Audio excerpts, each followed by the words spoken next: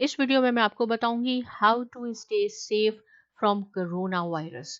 जैसा कि आप सबको मालूम है कि ये बीमारी आजकल पूरी दुनिया में वबा की तरह फैल चुकी है और बहुत तेजी से फैल रही है। लोग बहुत ज्यादा डरे हुए हैं, लॉकडाउन हो चुका है दुनिया में, लोग घरों में बैठे हुए हैं।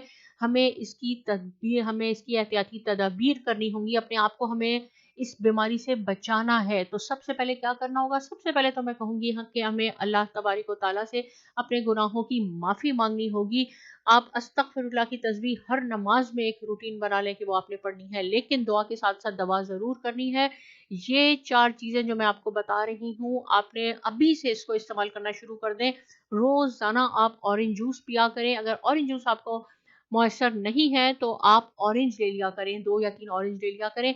पानी आपने कैसा पीना है? पानी आपने ठंडा बिल्कुल नहीं पीना, नीम गर्म पानी आपने पूरा दिन थोड़ा थोड़ा करके पीते रहना है। इसके अलावा आपने स्टीम लेनी है।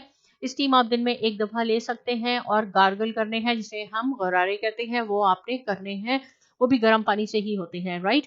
क्योंकि कुछ ऐसे पेशेंट हैं जिन्होंने बताया कि उनको ये बीमारी हो गई थी और उन्होंने ये तदाबीर इख्तियार की, ये चीजें ली। अल्लाह का एहसान है, अल्लाह का शुक्र है कि वो ठीक हो गए।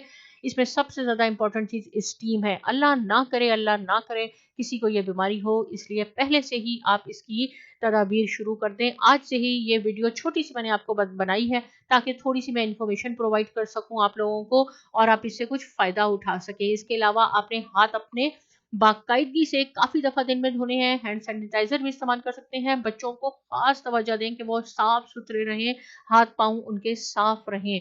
इसके अलावा मैंने ये WHO की लिंक भी आपके साथ शेयर कर दिया है। अगर आपने मजीद इंफॉर्मेशन लेनी है जो इस वायरस के बारे में, इस बीमारी के बारे में, तो आप यहाँ से जाके डिटेल में पढ़ सकते हैं, जो कि एक ऑथेंटिक साइट है जहाँ से आपको बिल्कुल सही इंफॉर्मेशन मिलेगी।